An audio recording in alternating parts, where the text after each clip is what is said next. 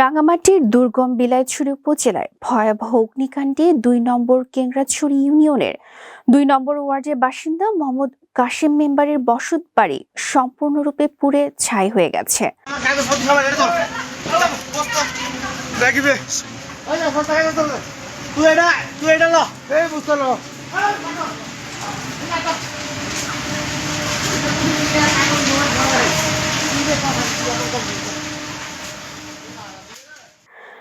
আনুমানিক রাত ১টার দিকে এ অগ্নিকাণ্ডের ঘটনা ঘটে।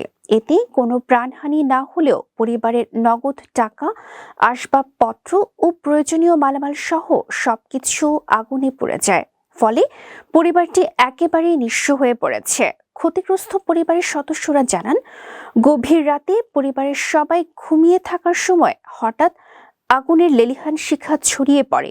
এতে মুহূর্তের মধ্যেই পরিস্থিতি ভয়াবহ রূপ নেয়। এতে নগদ টাকা ও স্বর্ণালংকার সহ প্রায় ৩০ থেকে ৪০ লাখ টাকার ক্ষয়ক্ষতি হয়েছে বলে দাবি করেছে ক্ষতিগ্রস্ত পরিবার।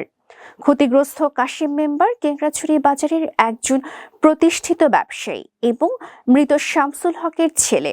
অগ্নিকাণ্ডের খবর পেয়ে স্থানীয় বাসিন্দারা দ্রুত ঘটনাস্থলে পৌঁছে আগুন নিয়ন্ত্রণে আনার চেষ্টা করেন। পরে সেনাবাহিনীর একটি দল সেখানে পৌঁছে এলাকাবাসীর সহযোগিতায় আগুন নির্বাপন করে। সেনাবাহিনী দ্রুত পদক্ষেপে আগুন আশেপাশের এলাকায় ছড়িয়ে পড়া থেকে রক্ষা পায়। এই আকস্মিক দুর্ঘটনায় কাশেম মেম্বারের পরিবারটি এখন সম্পূর্ণ সহায় সম্বলহীন হয়ে পড়েছে। ক্ষতিগ্রস্ত পরিবারের জন্য প্রশাসনের জরুরি সহায়তা এবং স্থানীয় বিত্তবানদের সহযোগিতা কামনা করা হয়।